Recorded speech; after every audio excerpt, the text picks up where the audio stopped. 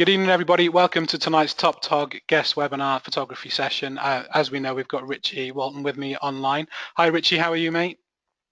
Very good, thanks, Joe. Cheers. So, Richie, before we get going, and obviously we're looking tonight, this is sort of a part two or a back by popular demand because we were asked to bring you back after you joined us before Christmas. So we're looking specifically tonight at some of your creative concepts. But tell everybody a little bit about you as a photographer, Richie, if they're not familiar with you, and sort of how you got started.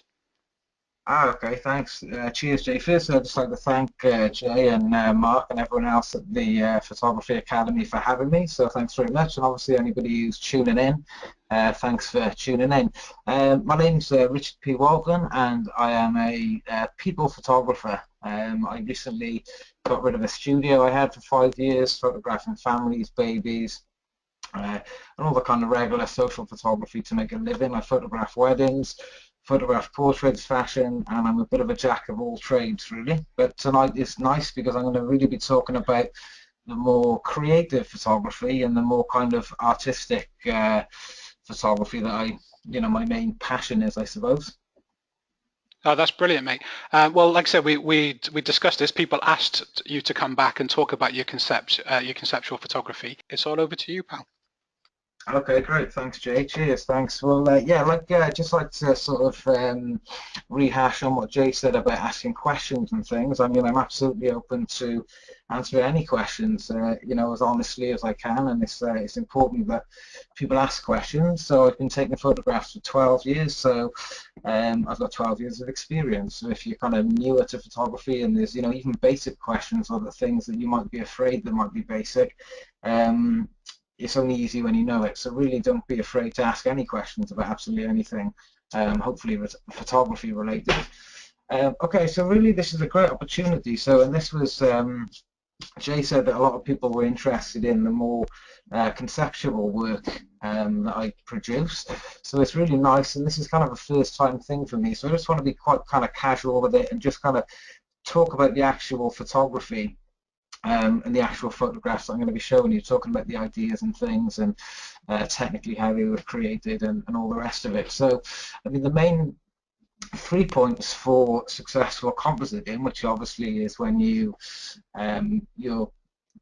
bringing images together that originally weren't together, so cutting somebody out who've been photographed in the studio, putting them on a background that's been photographed elsewhere. So, really, I mean, and it's quite a it's a very long process, really. There's no, it doesn't just kind of happen like this. And really, if you look at my work, as I said earlier, a lot of my work is a combination of everything: weddings, portraits, all sorts of stuff. So this is only probably, maybe sort of 15–20% of my actual work. And in terms of paid work, most of what I'll be showing you is really more just, art for the sake of art and things that I've created.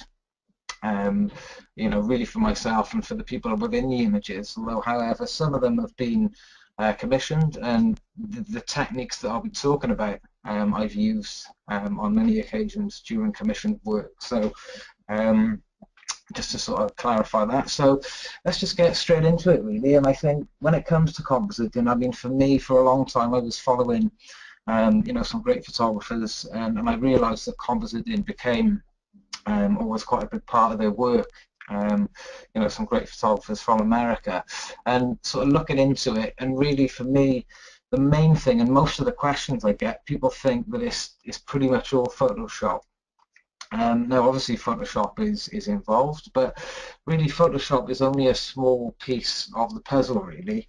There's a lot more that goes into it, so that's what I'm hoping to share with you today. So visualizing the final image in your head is the first step, along with the idea. So this is something that, maybe for whatever reason, and this is why I always encourage people to look within their own lives and look for inspiration from their own life, as opposed to looking at the photographers and seeing how you can be inspired there.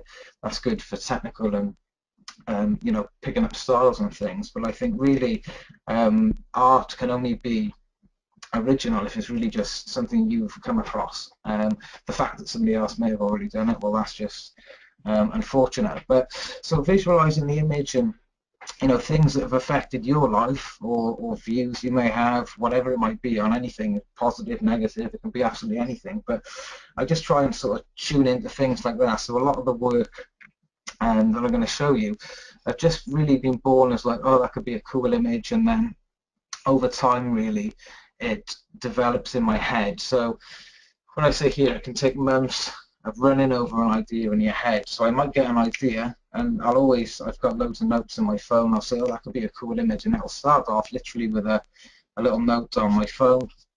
And then I'll mull over that idea whenever I got, just a spare 5 minutes, and I'm thinking, right, I've got some time coming up in a few weeks. Maybe this is an opportunity to, make some photographs that are just purely for you and yourself. So really, you've really got to visualize this in your head. You've got to see the image in your head exactly how you want to see it on the screen, on the piece of paper.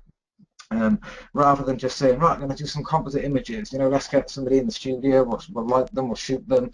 Right, what are we going to do for a background? Right, I don't know, let's look on some stock websites, or let's go out and shoot. Really, for that, and that's what I was doing in the earlier days, the first couple of years. I mean, I haven't got anything to show you, but you can just take my word for it that most of the composite images I was doing were absolutely terrible. And it was really down to not seeing the final image in my head, and a bunch of other things, not planning things properly and lighting, which I'm going to get into.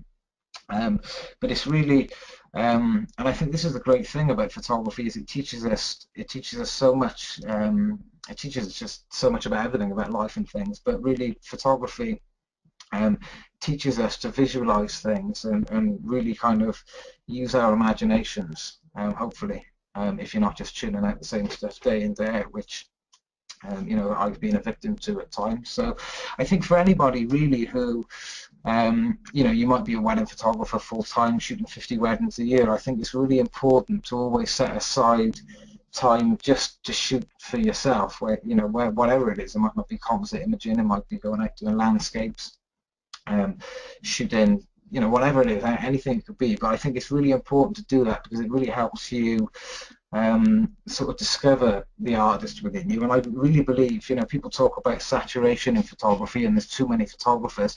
I think the only problem with there being too many photographers is most of them are doing the same stuff. And I think if we all look inside ourselves to these ideas and inspirations that come from our own lives, it would be so much more diverse, so that's something we're thinking about. So I'm not going to bore you too much with just talking. I can talk about photography forever. I'm just going to go into some images and talk to you about the concept, the idea in my head, and why it came, how it came about, and then talk to you about the technical side of things and all that kind of stuff. So one thing I'd like to say is that when you sort of get the formula, and I believe that there's a formula for everything. There's a formula for good business, there's a formula for good photography, good compositing, good wedding photography. It's all following a formula and a system that works well for you. So for me, really now, where probably only 4 or 5 years ago I used to think, how am I going to do this in Photoshop? Now it's just like, right, that's the image, and the most important thing, if I get a good idea, it's the amazing thing now is to be able to go, right, I can see it in my head, and I know I can create that on paper, on the screen, if I follow this system and this sort of set of rules, so to speak. Which is really interesting. And I remember a long time ago seeing something about David Bailey, and he said about visualizing images in his head. He said as soon as you can do that, everything else really becomes clear, which is pretty cool. So anybody can learn Photoshop, anybody can learn lighting, I mean, anybody can learn photography. I mean, when I first started 12 years ago, I was a terrible photographer. I was a terrible photographer for a good 5, 6, 7, maybe probably even 8 years. I mean, it's only really the last, perhaps a bit longer, maybe 5, 6 years that I've really discovered things and gone, right, that's how you do it. And a lot of things are because people make it seem like it's rocket science, or people give you a little bit piece of the pie but not the full thing, so you can go off and do it. And then really, for me, learning the hard way, going, this is actually really quite easy. As I say, the hardest thing, which is what I can't teach, is coming up with ideas and concepts and things. So that's just something really that, like I said, look within yourself and around your surroundings and your upbringing and the place you live. Look there for inspiration. I'm a skateboarder. I've been skateboarding most of my life, so I got that lifestyle on the side, and a lot of influence is drawn from that, which is really cool. Okay, so let's just start talking about some images then. This is probably one of my favorite composite images, and this is a nice thing tonight, is that I can just get to talk about, you know, my kind of favorite images, which is pretty cool, rather than trying to show you a whole bunch of images for business points of view and the rest of it. Okay, so this is made up of two images. The portrait, which is a friend of mine, good friend of mine, he stood holding the gun, and that was shot in the studio. The car and the background, and he's actually in the boot of the car, the same guy, which is what we'll talk about in a minute. That's all one shot. Okay, so we're only dealing with two images here.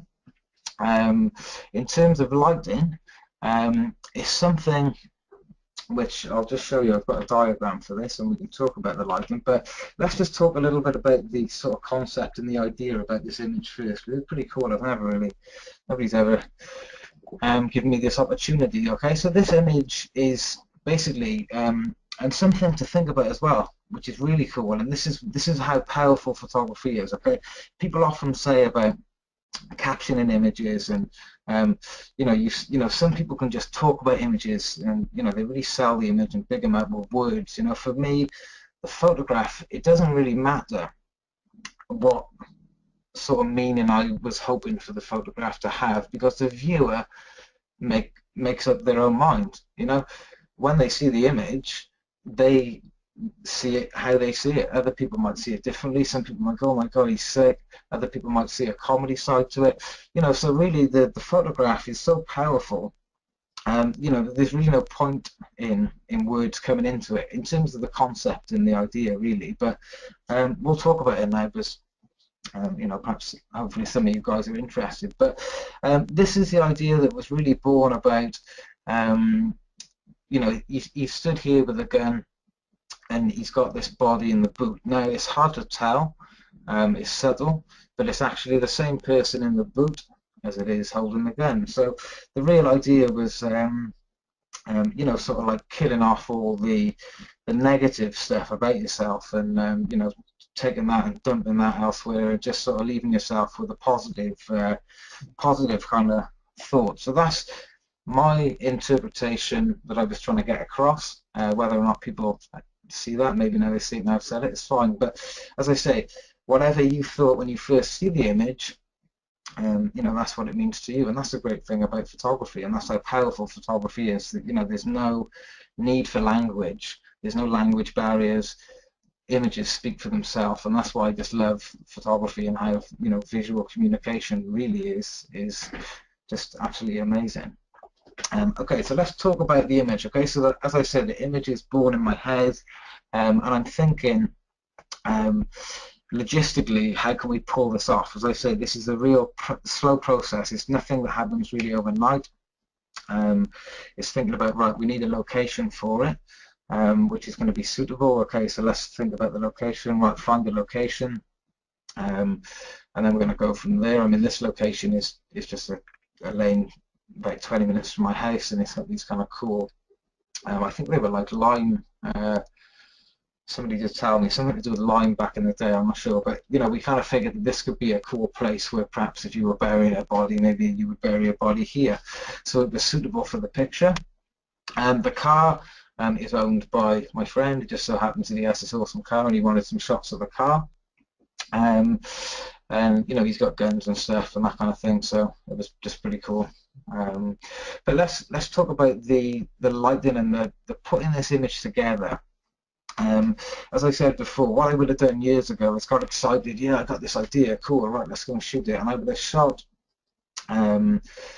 not really thinking about it, just thinking, well, I'm going to spend 2 hours in Photoshop, and it's all going to be fine, and everything will come together and look great. But the reality is, unless you really plan and think about things, it's never going to look believable.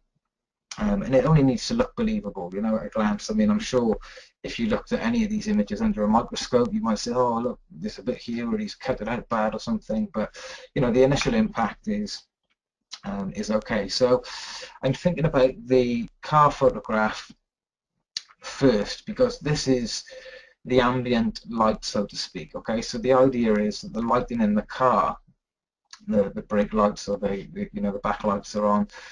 The feel should be that these lights are what light in our subject. So if you see, in a way, I've kind of lit the subject from either side. And I'll talk about the lighting. Basically, I'm not going to, this is just some little diagram I've knocked together in Photoshop.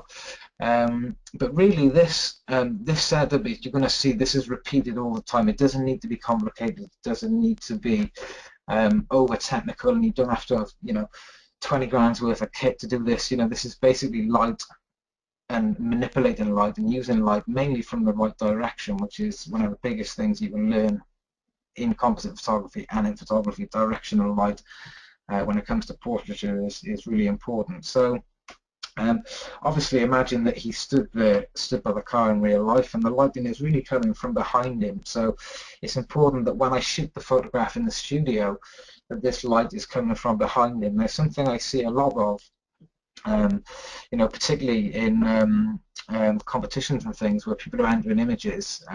You can spot the composite so easily if the direction of light on the person doesn't match up to the environment that they've been put in.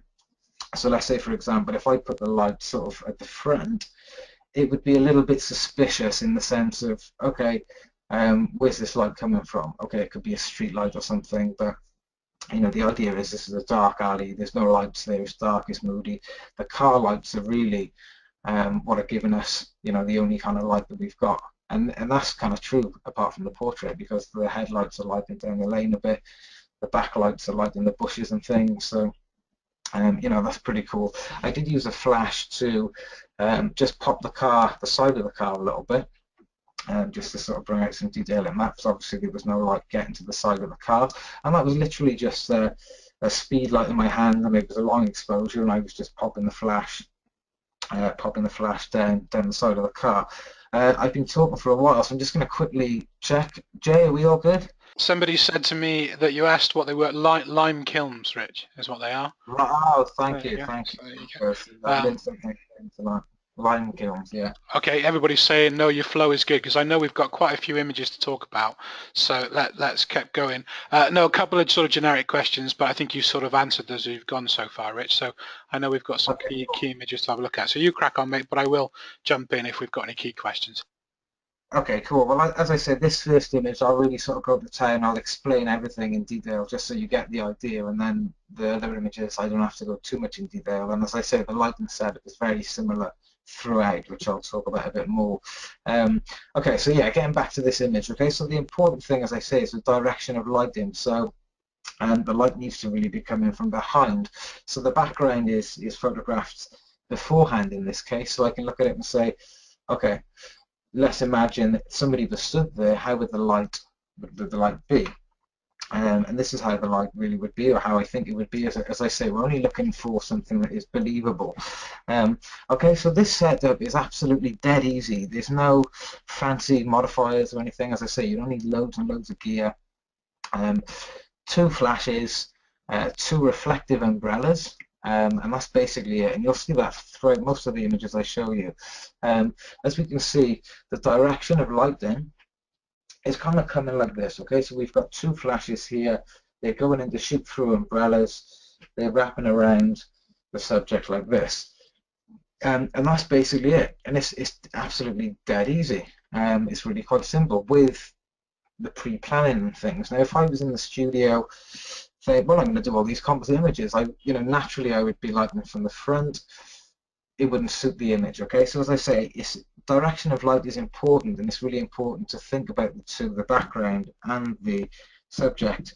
I think I said a lot of the stuff I see composite work is usually very often there's strong backlighting within the image in the background, and then the person is front lit with like deep shadows and things coming here. Now, naturally, that wouldn't happen if there's strong backlighting. Really, there should be light wrapping around. It just sort of helps piece things together in the mind when we're looking at things. So, direction of light is really important. This is the camera and photographer stood here. Yeah, the red just represents the direction that the light is coming from. So, as I say, it's coming from behind like this. Now the background is white or grey. For the majority of these, it was a white background when I had a studio. It can be a grey background. Generally, people will say grey is easier, but white is just as easy, really, to be honest. The important thing is the distance of the subject to the background, okay? Regardless of whether the background is white or grey, when we light it, it's going to appear darker, okay? We're not going to light the background solid white. So let me just clarify that if a background is white, it doesn't mean that it's going to be white in the shot, because we're going to eliminate light from hitting it, so it's going to end up being grey anyway. So when I say white or grey, I mean in terms of how it will finish in the photograph. The distance is important, obviously, because we don't want any spill from the umbrellas hitting the background. We want a nice clean grey background, so that when it comes to cutting the subject out in Photoshop, it's really quite simple. And when it comes to that, I mean, we haven't got time for any demonstrations, unfortunately, but I'll just quickly explain. People often say about cutting things out, and for me, for a long time, I've said, oh, cutting things out, it takes ages. They go around with lasso tools and things. Really now with Photoshop, and you don't need any fancy plugins that are out there, probably make it even easier. But for me, it's so easy with the magic wand, basically the magic wand, just to do the selection, and everything will be a layer mask. So if I do need to go in and tidy up little bits that have been missed, I'll do that with a layer mask. But so the cutting out side of things, I know that was very brief, but it really is quite simple. Imagine we've got this image in Photoshop with a nice, smooth, clean grey background. We tap the magic wand, we see what happens. You can change the tolerance of the magic wand, get the selection nice, make it into a layer mask, and drag it onto the background. Okay, so that's basically sort of making a composite image from a technical point of view. When we drop the image onto the background, that's the sort of moment's truth, and we sort of, oh, is this going to look good? Is it going to look terrible?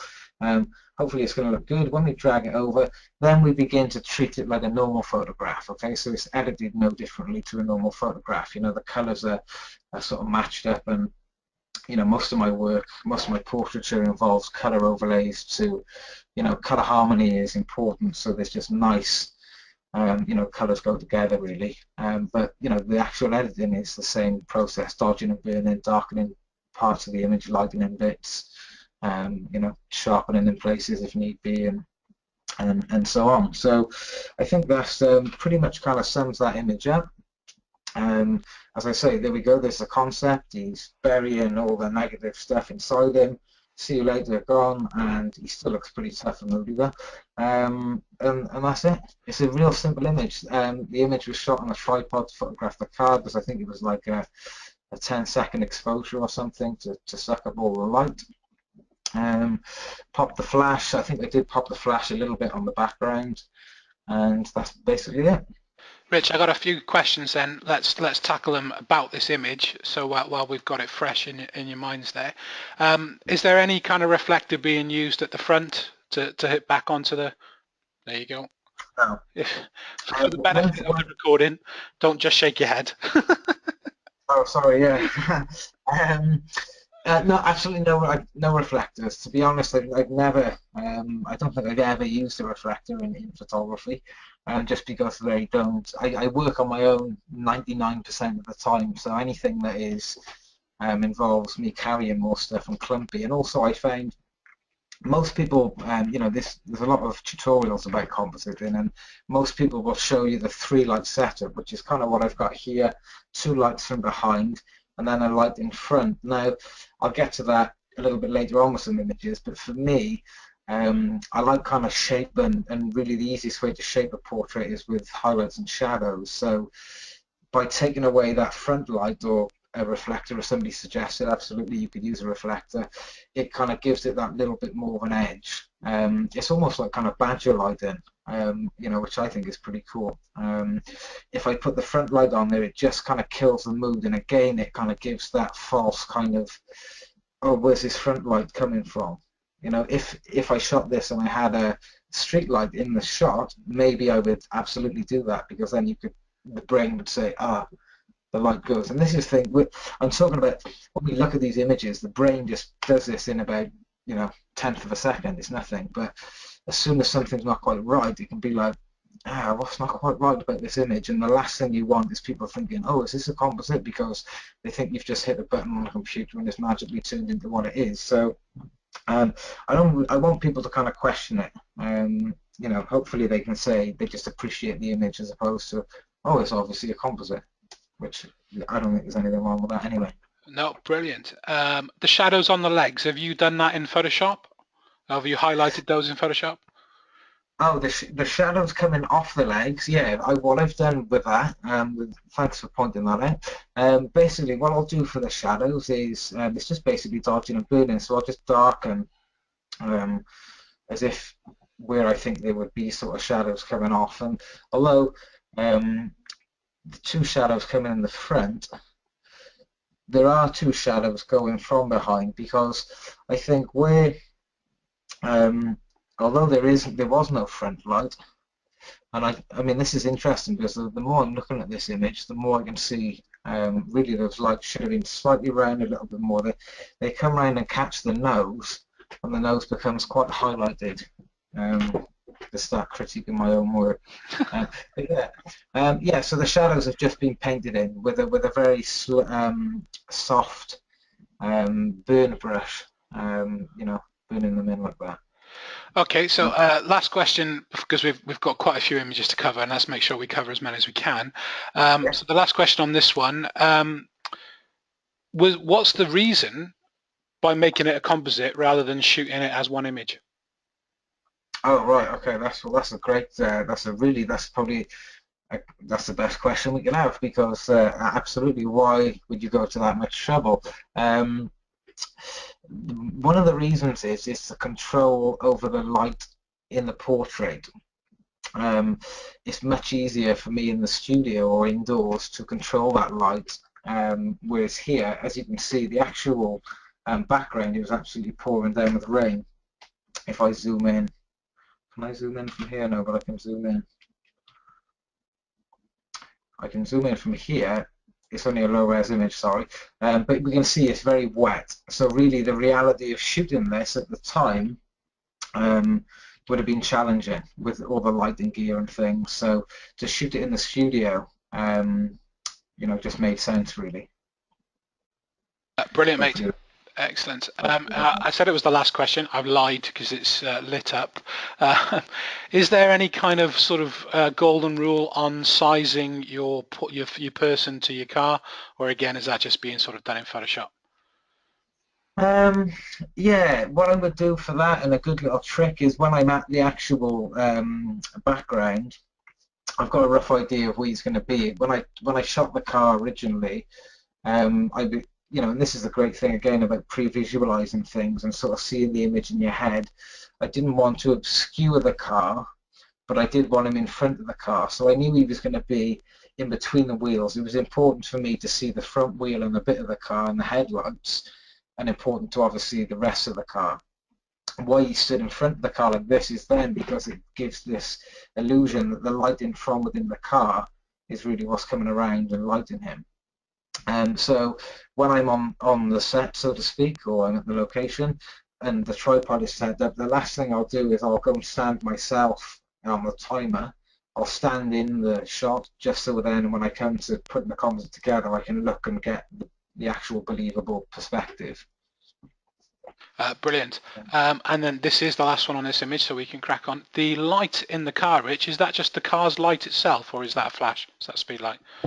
Yeah, the light in the car is just the light in the car, which was, I think it was like a 10-second exposure, or it doesn't matter how many seconds. It was long exposure basically, which creates it's blown out a bit. As I said, I did pop the side of the car with a flash, literally a flash gun, and I did pop the wall, and I think maybe even some of the bushes and things. But I mean, it's really, as I say, it's just well thought out.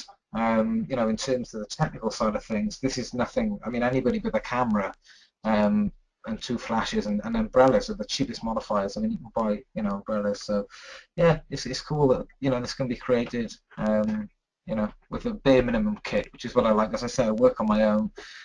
So, for me, the camera and the equipment is really just something between myself and my vision of whatever's in front of me. And especially it's so important when photographing people, and they are the number one priority. And really, I can't be stressing about loads of gear while they're stood there waiting, thinking, oh, what's he up to?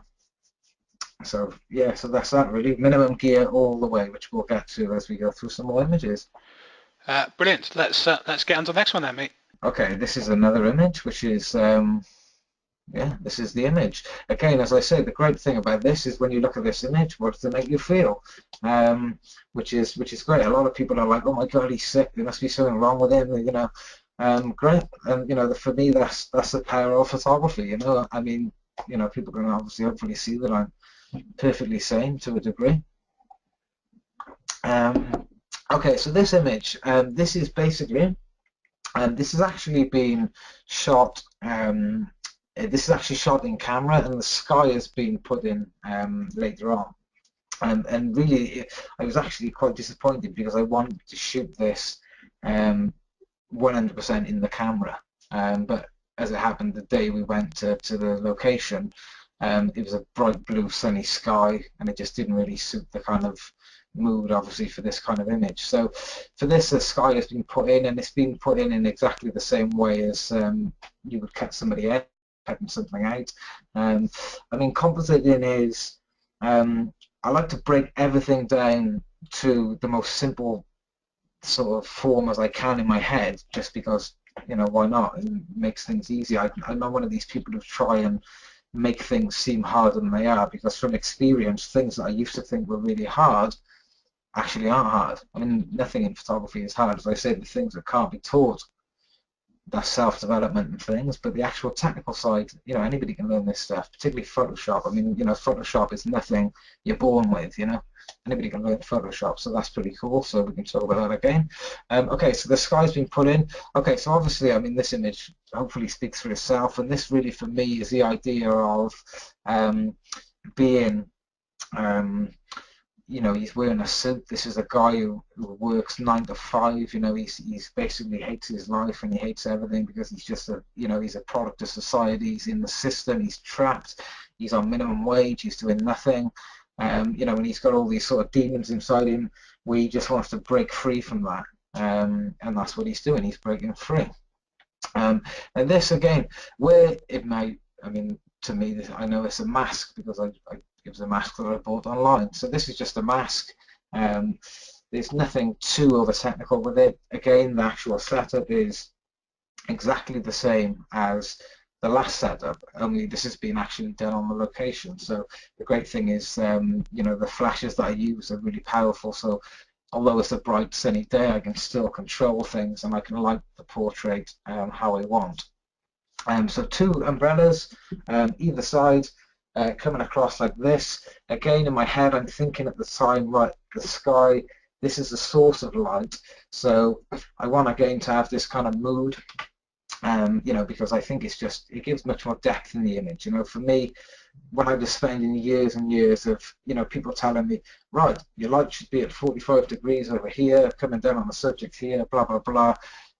Now I'm like, that's the last choice of lighting I would choose, particularly for this kind of stuff. Obviously, if I was shooting a headshot or a beauty portrait or something, then it'd be different. But ultimately, for anything creative, this kind of moody directional of light, backlighting is really what I like. So, and again, that's just personal preference, really. So I've lit this in a way, and I know in my head at the time, right, the sky is going to be here.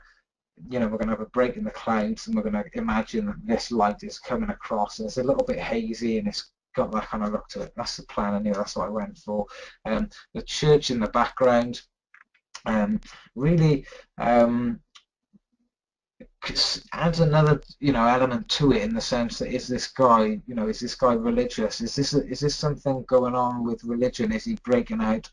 This is what you could easily read into it, perhaps. As I say, what the image speaks to you is really down to your own mind, which is really what fascinates me. And I'm learning this more I'm learning this as I go along, and particularly when I started creating these kind of images, very often the reaction is, oh my God, this is sick, what's wrong with you? you know, which is fine because you know you get a little bit of publicity for being weird. As long as people look at my photographs, I don't really care what they think. And I think every artist wants people to see their work. You know, it's not just for yourself. Although some of these images are for myself. Obviously, it's nice for as many people to see them as possible. Okay, so how does that sound for that? Because we can just kind of go through these and rather than talk everything, as I say, you'll see the pattern. There's two light patterns that I use in this work. You've seen one of them already. You're going to see another one coming up. Well, I mean, that's I've got just a couple of questions, and one that I think that I'll chip in with there. I mean, it was interesting you were saying what people see in the images. Obviously, I don't. You know, I think it's just personal. I love your work. You know that. I actually, when I interpreted it, my first thought was that he was a priest, and that he was Right, sort of right. succumbing to the dark side. I thought this was my first reaction, looking at it, was possibly his dog collar was what he's removing, and it was Right. but with the connection to the church. Obviously, that was what put the two Yeah, yeah. together. Yeah. Well, I think I mean, this is another interesting thing. I think maybe in my head, you know, this sort of religion thing is definitely a part of it. But for me, um, my sort of photography career, going through the ups and downs and the rough and the smooth, you know, which is basically the reality of being a photographer. You know, I mean, it's not just pick up a camera and become a millionaire. You know, you have ups and downs like anything, and when you're self-employed, for me, before I was a photographer, I was working in call centers and offices, admin work and things, and no disrespect to the people who do that, that's absolutely fine. But for me, it was just hell on earth. So I think this image is born from that idea really, but then the religion thing perhaps comes into it as well because obviously I don't want to go too deep into religion and things, but yeah, if it speaks like that to you, then that's pretty cool. So thanks for that. Cool. Well, it's just come up. I wasn't the only one who thought that, so I guess that was that. Cool. Right, let's a couple of techie questions then. So we refer to obviously the flashes. Are they speed lights, Rich, in this one? They're not speedlights, they're the Elinchrom Quadras, which really are just absolutely amazing because of the portability of them. Now, when I talk about expensive equipment, obviously the Elinchrom are more expensive than your average flash speedlight, but they've really got the great advantage, and I don't talk about things technically because to me, it's a flash and it goes like that and gives you some light. That's all a flash has ever been to me. It's just, different strengths of light. And the more I was getting into, understanding light and capturing images within the camera that were, good enough for me then to make something from afterwards. Because for years I was taking terrible photographs and fixing them in Photoshop and Lightroom. Whereas now I realise that it's obviously much easier to get something decent in the camera and less time on the computer. But yeah, so the difference between the speed light, and I did use speed lights for years, and I still keep speed lights because they're just handy. But the Quadra is mainly in bright sunlight. The Quadra can handle it, and it can overpower the sunlight, so I can really darken the background if need be. They're like studio lights that weigh next to nothing. Brilliant, mate. I know you touched on it, and I will just ask it again because somebody's asked. So this is a mask you've actually bought, is that right? Yeah, this is a mask that I bought, and I mean, this is I spent a fair bit of money on it, and it's a really good mask actually. I got a bunch of masks that I've invested in, and it's unfortunate because they get used once and then I'll never use it again because obviously it can only really be used to one image. So it's a lot of pressure on some of these images. I mean, I think I spent about 80 quid on this mask. Um, so I was like, right, this image better turn out all right. And I Got it. entered it last year into the SWPP print competition, and it did okay. It got a merit, it didn't win anything, but it was merited as a reasonably good photograph, so that was good enough for me. Oh, it's a fabulous mask, mate. I think that the question was it what just is it just one mask, right? It's not two masks put together. Oh, Uh, sorry. Oh, sorry. Yeah, it's one mask. Yeah, I wow. mean, it's a shame. Like, it's up in the attic. I should have had it. I could have put it on. Yeah, it's basically one mask with this going on. Incredible, incredible. So, as I say, that this is where it's interesting because a lot of people think, I mean, I wouldn't know where to begin on making something like this from nothing on a computer, whether it be Photoshop or some sort of 3D program. totally way above my league. So it's, Brilliant. clever little tricks and just bypassing the hard stuff and Brilliant, mate. just buy the mask on eBay. Right, so quick techie one, because I want you to cover a few more images, and obviously we're eating time. So, Yeah, with what you. kind of time span do you do on the actual editing, Rich? How much time does it take you to finish an image, would you say, or is it different per image? It varies on the elements. This image, for example, it took me a while to cut the sky out because there was a lot of power lines which were a nightmare. And I had to go in and bugger about with those. But this was probably about an hour in Photoshop. Um, the, the the last image, the same. I mean, for me, I'm not one of these people who is happy to sit. I mean, I know a great, Photoshop artist, so to speak, or digital artist, whatever you want to refer to them as, and they're happy to spend, 20 hours in Photoshop on one image. Now, for me, obviously, financially, that's never going to work. It's not going to do anything for my social life and my family life, so it's got to be quick. An hour is probably the longest I would ever spend on one image, I would say. Brilliant. And this was definitely one of the longer ones because of that sky was a real pain.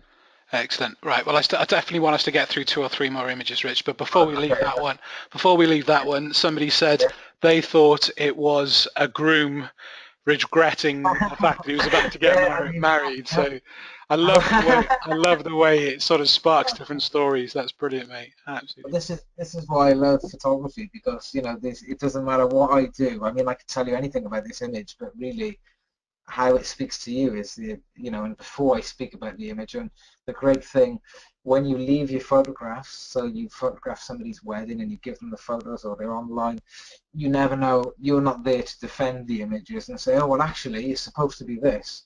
The image does all the talking, which is what's so great and powerful about photography. It's brilliant, mate. Let's see the next one, pal. Okay, this is a really cool one because this is a good one to talk about. I can't believe I've talked so long. I apologise for talking so long. I didn't think I was going to talk this long about a couple of photographs. But this is the first time I've done this kind of thing, talking about individuals. So we'll go on that. Okay, so very quickly, again, I'm speaking fast. One, because we want to get through it. Two, because I speak fast when I'm a little bit nervous. But what we have here is another example of the same formula. The background is one image, the person was shot in the studio, and the background was shot beforehand again, really because for me that's the best place to start because if I shoot the portrait in the studio first, I don't know what the lighting is going to be like in the background. I could go to this location and it could be totally different lighting. It might be a dull day, so it's flat. The sun might be blazing through the window. I really don't know that. So the background always comes first. And I've just remembered somebody earlier mentioned about stock photography. Only twice have I ever used stock photos, and in none of these that you've seen. These are all my own photographs, and the only time I used stock photos was because logistically it was physically impossible for me to get the image I needed. So I would always encourage people to be original, and again, the idea needs to come from within. It can never be original if it's a stock photo in the background. Okay, so let's talk about this, and this is really cool because the great thing about these images, for me, all of these images is it's like escapism. It's an opportunity for me to get away from the day jobs, weddings, portraits, and everything else that I do to make money. And I'll literally photograph pretty much anything if someone's going to pay me. And I've always had that kind of attitude because I do need to make a living from photography. If I could just shoot this all day, every day, amazing, but that's not the reality. So, okay, so let's talk about this background. This was an absolutely amazing location. I've got loads of photographs from in here. This was an old derelict nursery, about 45 minutes from where I live. I mean, the great thing about living in South Wales is we're just inundated with derelict buildings. So this, I care about this, and I do a lot of research online. And again, where the ideas come from is a long process. It might start off, and I think this image, I bought a gas mask on eBay, and I was like, yeah, I like the idea of a gas mask. I'm going to buy a gas mask. And then the gas mask turns up and it sits there for a month. And I go, what can I do with that gas mask? Oh, don't worry, it's there. Something will happen. This happened. Okay, so I found this great location online and it looked really cool. We actually went. It was in sort of midwinter. It was snowing. Freezing cold. Great experience. Really spooky. Managed to find it. Managed to get in. Without breaking any laws. And this is what we were confronted with. And basically, this old building it's being burnt out. It looks post-apocalyptic. I mean, this is a movie set that somebody would pay, you know, thousands, hundreds of thousands to create, and this is just sat there. And I was like, wow, this is amazing. And this in the background, God made the sun and God made me. I was like, whoa.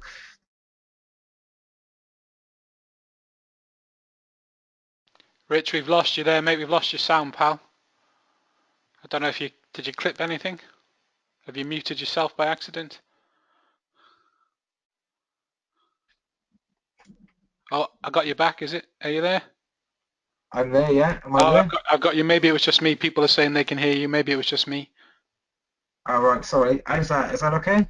Yeah, we've got you now, mate. Brilliant. Okay, cool. Right, so we'll get back to this. Right then, where was I? The background of this image. Yeah, so basically, quick, long story short, turned up to this derelict nursery, and it was just amazing. I mean, I've got loads of photographs that I may use in the future, and this is another thing. Whenever you see something cool, photograph it because it could turn into something later on. You just never know what might happen. So this is all burned out. The background is what it is. How you see it, this is how I saw it. It's brilliant. I mean, post-apocalyptic. There was still photographs of kids on the wall, the class photos. It was one room was knee deep in kids' toys and books and things. Just literally looks like some sort of crazy thing has broke out and everyone's had to leave crazy. So the background really, this portrait is thanks to the background. As I said, the gas mask. Then I say, right, this is a post-apocalyptic image. So we just need something that looks sort of post-apocalyptic. Okay, so obviously this is where the gas mask comes into place. That gas mask was I think it was like 10 quid on eBay, maybe even less. I was like, I've got loads of gas masks that I've collected off eBay over the years. They're dirt cheap. And the cool thing with this, my mum loved this image because this doll was actually my mum's doll when she was a kid, when she was a baby. And this doll's been up in my mum's attic, for my mum and dad's attic, for a long time. And I was thinking, I need an old doll. And my mum's like, Franco, the doll's called Franco. My mum's like, Franco, you can use Franco. Cool. So we used Franco the doll. The hospital gown. This says something on it related to, I can't remember what it said on it, property of something hospital. This was purchased on eBay, and I think this was the most expensive piece of the puzzle, bizarrely. But yeah, that was that. So that's that image. The post-apocalyptic, and this was shot. I released it. I said I released it. I'm talking like I put it on my website, put it on my blog and things, just after the new year, and it was when everybody was saying, "Oh, the end of the world is going to come." And really, it was just the end of another year, and there was no reality of this kind of thing happening. But yeah, I mean, God made the sun and God made me. I mean, just the fact of that is then the way that this is, the bottom line where it says "and God made me" and this bit of paper. I mean, this is all. I haven't touched this. It's just. I don't even know what the other word was, but just brilliant, just really.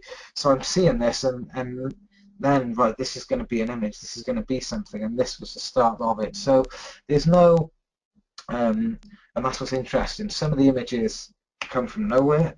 What about that? Other images are inspired by, wow, this is really cool. I love this background, or this gas mask is really cool. What can we do with it, and that kind of thing. As I say, it's just a journey within, looking inside yourself for ideas. And photography is infinite. You can never be the best photographer. You can never stop learning in photography. So you've got this infinite source of possibilities. Brill, I've got quite a few questions on this one, Rich, so let's try and work through these and then aim for another image if that's cool with you. If people are happy to stay with us, we'll run over a little bit for you guys because there's lots of questions being asked and loads of Okay. great information to be shared. But let's have a work through the questions that I've had from this one. So The post effect on this, Rich, sort of what approach is it? It's looking a little bit HDR-y. Is that the kind of thing we're going for?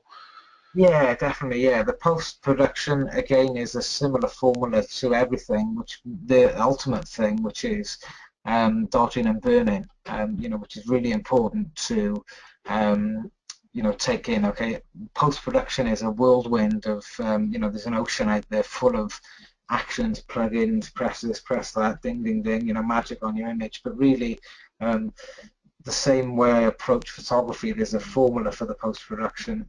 And by following the same formula, hopefully a style starts to develop and it's consistent.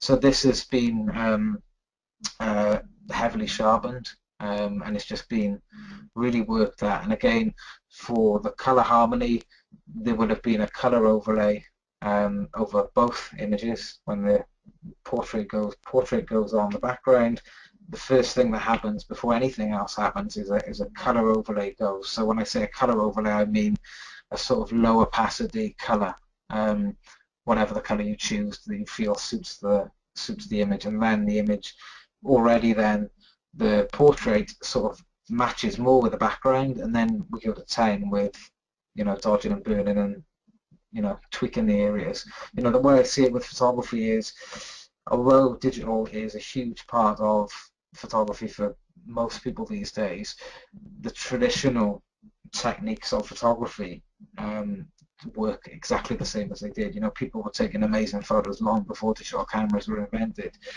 So I try and see that as, right, let's think about, rather than thinking about post-production in terms of, right, I wonder if that's some sort of magical plugin that you've just clicked and it's gone ding. I'd love it if it was that simple.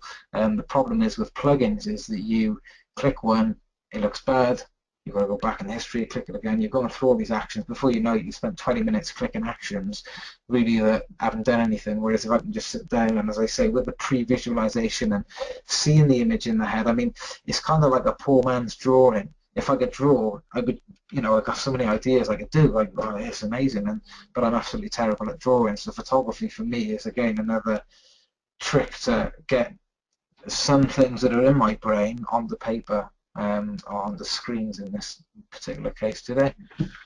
Brilliant, mate. Somebody's just asked, the model's arms, is that makeup effects, or have you also done that in post? Oh, no, yeah, again, that's a great question. It's just I'm forgetting these things. I mean, this image is from 2012, so bear with me on this. And this is just a selection of some of my favorite images I'm showing today, so there's no relevance to when they were taken. And this is just mud. This is just mud, wet mud a bit, and just on the arms. And the same with the gown. I got the gown and I took it out the back of the studio and just rubbed it in a puddle and mudded it up and that kind of thing. The gas mask, I think, has got like a flower. Yeah, flower. Well, yeah, just regular flower, I guess, to kind of give it that sort of ashy look. Again, because we're going off the background and the floor is completely covered in ash, we've got something to work on to hopefully piece this together. I look at this image now, there's things that could have been way better, but that's, when you commit to an image and you put it out there and you decide that's going to be there, and especially when it's an image that's, a lot of thought's gone into it, you just got to kind of say, well, if I did it today, maybe it would be better. I'd like it to be different, and the post-production on the cutout on the hair would be a bit better. But, it is what it is, and hopefully the initial impact of seeing the image does the job. It certainly does, mate. It's awesome.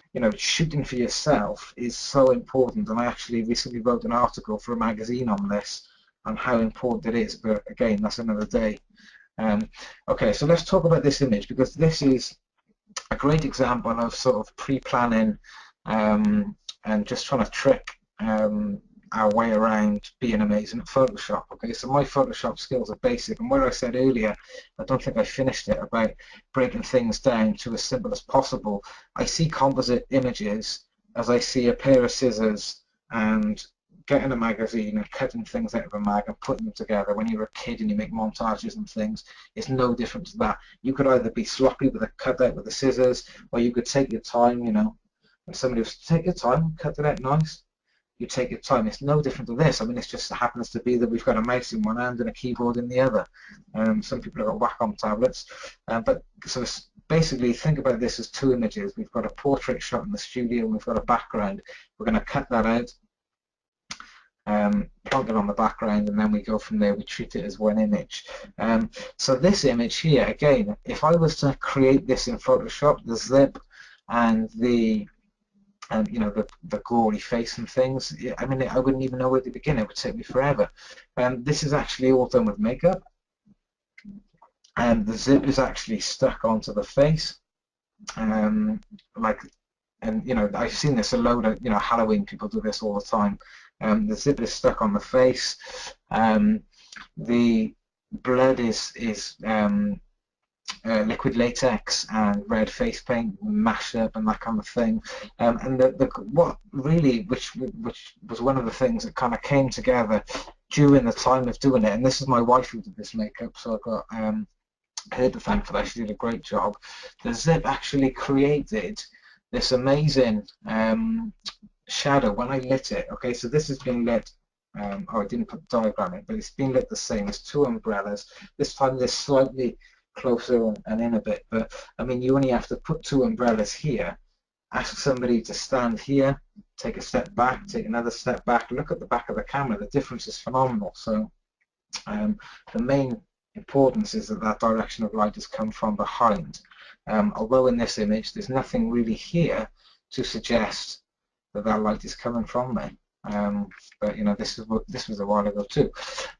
Okay, so the background, and this is another amazing location. This is my own shot. Again, like I said, part of these images, part of the thing for me, and I always try and tell people that a photograph is a byproduct of an experience. It's taken me a long time to understand that and to appreciate it. So really for me, it's all about the experience. For the person I'm photographing, it's all about the experience, because the photograph is going to remind them of that experience. So for me, when I look at this image, I can go, oh my God, this is crazy, because we went to this old derelict lunatic mental asylum, and it was just the freakiest place. I got a bunch of images. Like, it's such a huge location, amazing place, and so that's my memory. Oh my God, it's a freaky place. You're walking around, all this, you know, oof, it's quite chilling. And this door in the background going off, that goes on, and there's all beds and things all managed up, and quite a creepy thing. So that's cool for me. So from my point of view, if that was a stock image,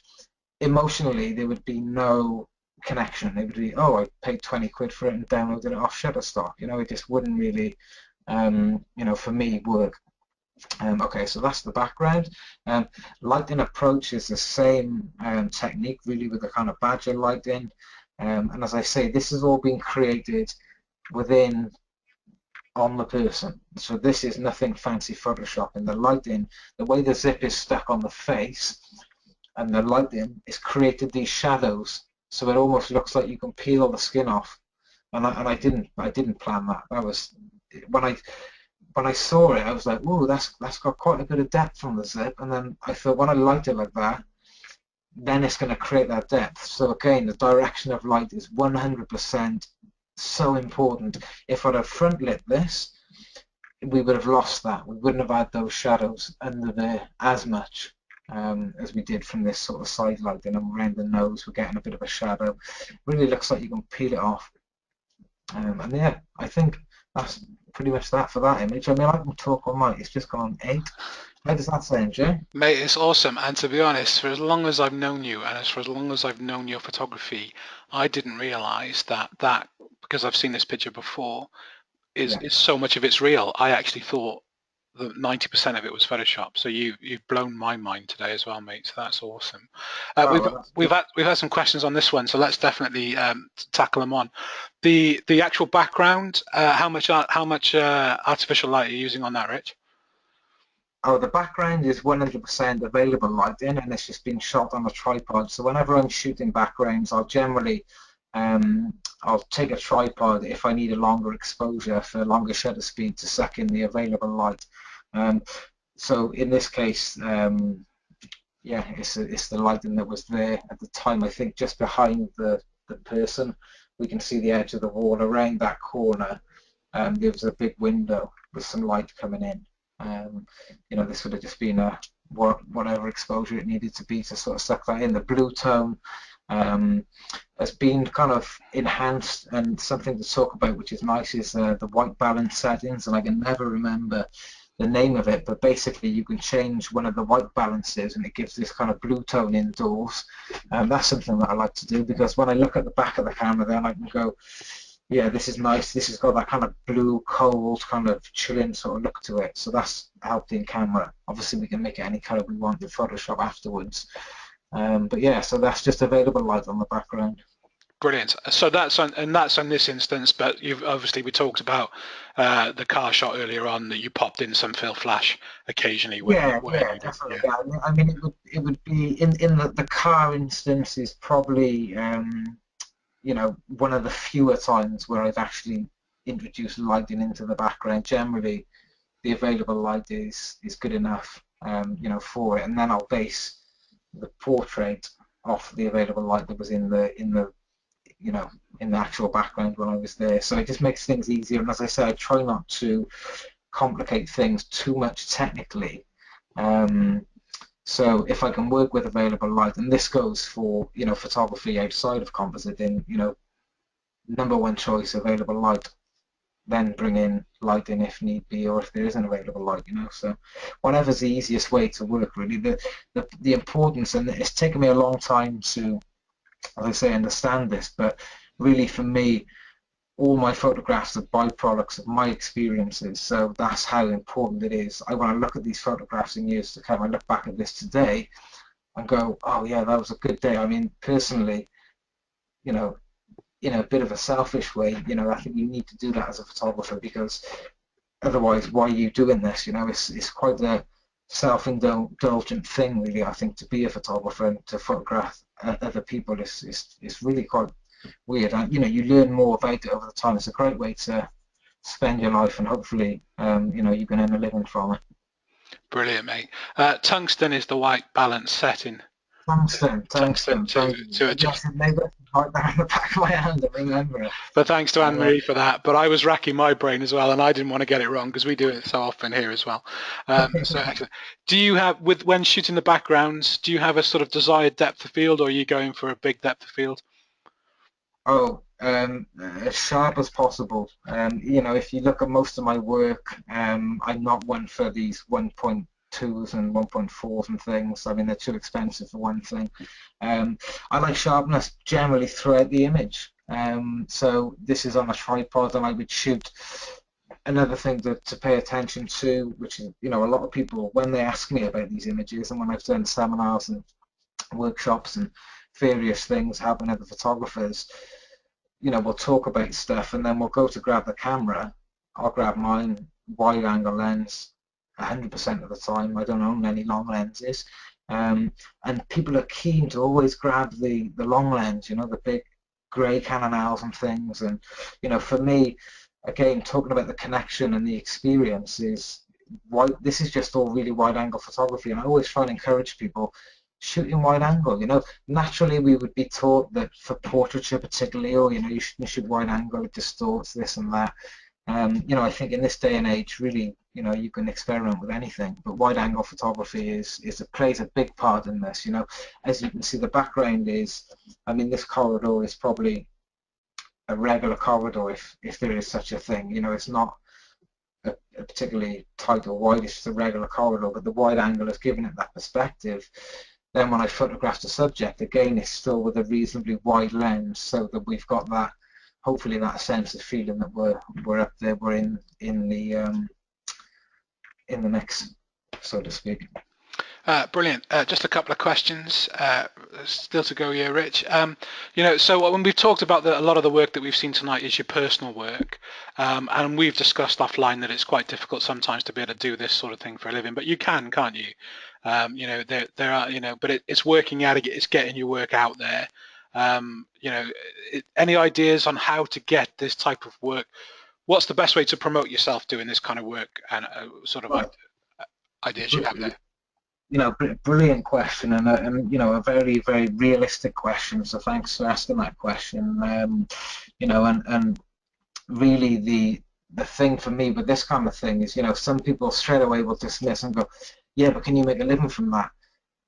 no, but for me, photography, there isn't one area of photography that I make a living from. I make a living from a majority. So wedding photography, portraiture, commercial work, and a lot of the stuff that I'm shooting, I don't put out there, and I'll talk about that quickly in a minute. But commercial jobs, fashion photography, this kind of thing, which this would be more, although none of these images that I've shown you today, although this is a personal trainer. I didn't get a chance to talk about that image, shame, but this is a personal trainer. But basically, I wouldn't be able to give anybody advice as to say how to go and make a living from this particular style of photography, because I've never done that myself. This has been a part of it, whether it's a personal part of my development as a photographer and learning these things to apply them to commercial shots, or if they are for bands, mainly bands. I mean, anything that is this kind of thing is mainly bands, where bands might come with an idea, right, we got this idea, we need this, we need that, right, composite images, we'll do that with composite then. If it's something unrealistic, there's another image I've got, somebody climbing a ladder up into the sky, and that was actually a stock background because I didn't have a shot from the perspective of the sky. But yeah, so sorry, I'm going off on a tangent again, which is what I've probably done for the last hour, so I apologise for that. Making a living from this, for me, this is how I see this kind of work. And it's funny because for a long time I'm involved in photography organisation, FWPP, and I really built up a reputation for this kind of photography, and that was totally intentional. I wanted to be known for something. Wedding photography is very competitive within the industry, and from a photographer's point of view, it's very hard to get recognized as a wedding photographer. I tried and tried for a long time, I still try now, and my wedding photography is, it's okay, but it's not up there, whereas this kind of stuff for me, because it's way, way more original, or at least the intention is hopefully that it's original, because I'm trying to think from within inside and it comes from, is to build up this portfolio of things that I wanted to get known for.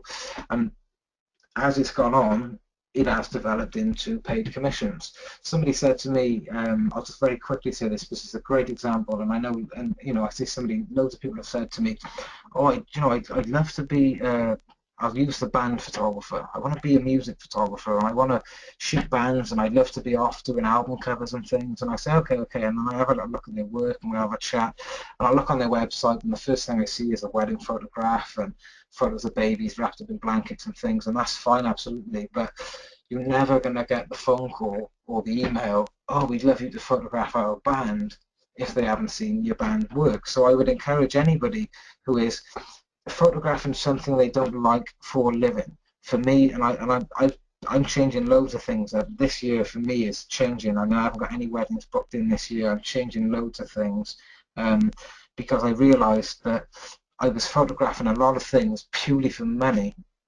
and to make a living from. And then it turns into a job. And then you're thinking, oh, why is this a job? And really, to me, I'm saying to myself, well, hang on a minute, you're self-employed. You call the shots. Nobody says to you, right, Rich, go down there and photograph those 2 screaming babies. Nobody said that to me. I've attracted that into my life through my own doing. Nobody would have ever come to me in the studio with the babies to photograph if I didn't put babies out there and say, yeah, I'll photograph your baby. I mean, I was photographing dogs. My worst nightmare, photographing an animal in the studio, is just hell on earth to me. But I was saying, yeah, I'll photograph your pet. So this is a long story, sorry, but what I would say is anybody right now who's watching this and who is genuinely passionate about photography, if you're passionate about just making money, this doesn't really apply. Really, I'm the last person to speak to if you just want to make money. But if you're passionate and you love taking photographs and you really want to make a living that you can be happy with, that is completely the opposite to working 9 to 5 and being in the system and just being another product of society, photography really can fulfill that, but you have to be shooting things that you want to shoot. So if you've got all these weddings booked in and really you're thinking, did I ever think I wanted to be a wedding photographer? Because for me, I just fell into weddings because I was earning money, and someone said, "Oh, do you want to help me on a wedding?" Helped on a wedding, helped on a bunch of weddings before I knew it. Right, I'm going to do my own weddings, blah blah blah. You know, here we are, 12 years later, I'm photographing weddings, and you know, I'm a wedding photographer. But it was never, I never got into photography and went, do you know what? I'm going to be a wedding photographer. Some people do, obviously, that's fine. Whatever you want to photograph, babies, families, pets, sit there and ask yourself, am I photographing exactly what I want, regardless of making money and things, okay? Obviously, you've got bills to pay. If you're making money and you've got 30 weddings booked and you're going, right, yeah, the bills are paid, you know, we've got a comfortable little living coming in, but I'm really getting fed up with these weddings. Obviously, don't bomb them. Do those, treat that as the business side of things, and then say to yourself, right, what would I love to do? And then focus on that, and it will attract that into your life.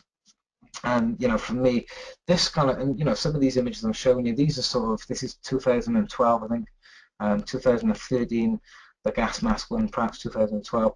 They're a few years now. So for me personally, I've progressed on. So this is why, and this is the first time I've ever talked about this work in this much depth. It's because I've moved on from this mentally. You know, for me, and I look back and I've asked myself all these some questions which we won't go into, but really make sure you photograph what you want to photograph. If it's not possible for financial reasons, you know, one day a month, you know, one day is amazing what you can achieve in one day. If you want to be the band photographer, one night a month, go down, find the local venue, start shooting bands, build up a portfolio, totally separate. You know, you might not even show any images for a year. Then in a year, you hit them with so and so band photography, the whole website dedicated to bands, bang, bang, bang. It's just band photography. Then there's an opportunity that you created for yourself that may lead to more band photography. And that was obviously just an example. So this kind of work here, don't get me wrong, I'm not going to say that you can't make a living from anything, because you can. There's plenty of photographers out there who just do this kind of thing and make a good living from it. For me, through my own mistakes, and you know, I mean, I'm somebody who likes taking photographs. It just so happens that, you know, I've pursued it and I've managed to, you know, make a living from it. For me, I was a jack of all trades. So where I had all this, and I was like in my head at the time, yeah, I want to be this kind of weird, avant-garde, contemporary, you know, portrait photographer. I was at a studio which was 20 grand a year. You know, 20 grand a year had to be paid. So I was booking weddings, babies, and all this, and I focused on that. Right, I'm going to be a pretty good baby photographer. No, I was a standard baby photographer, a standard wedding photographer, standard everything photographer. So now is where I'm coming back and saying, right, you need to change things up, and that's what I'm doing during 2016. Well, But I'm excited, mate, to see what 2016 is going to bring us from you then, cool, thanks. because Well, I got loads of ideas, yeah. But I mean, sorry for. I mean, this is the thing, and it's by no means anyway. You know, I'm not sort of saying look at me. I mean, I just love photography. I talk about photography, and I'm talking about my experience in the hope that it can help others getting into it, or even people who are into it for as long as me or longer. and to be fair, and don't shoot yourself in the foot, mate. You're not a standard wedding photographer either. You're a very good wedding photographer. But obviously, this is the work that I know you for, and that I love that you do. But your wedding photography is equally as strong. But I think you've nailed it on the head, and actually, people are coming through on the question panel on the well, it's just feedback now. We love the honesty. We love the advice. And here in in the Photography Academy, we had to take Mark and say, Mark, you need to have a day a month back away from the Yeah, Photography Academy. Go back to shooting the fashion. Go back to shooting your ideas, your projects, and it brought him back to life. So it's so important that you do that within your photography today. Rich, we're already being asked to have you back. I know you'll come back for us, so maybe we start to look down the breakdown of an image, and maybe we start looking at a bit more depth again, even though we thought we were going to go a bit deeper on this one. We'll go maybe even deeper next time and do the yeah, yeah. breakdown of a single image. Well, Rich, from me yeah. to you, thank you again.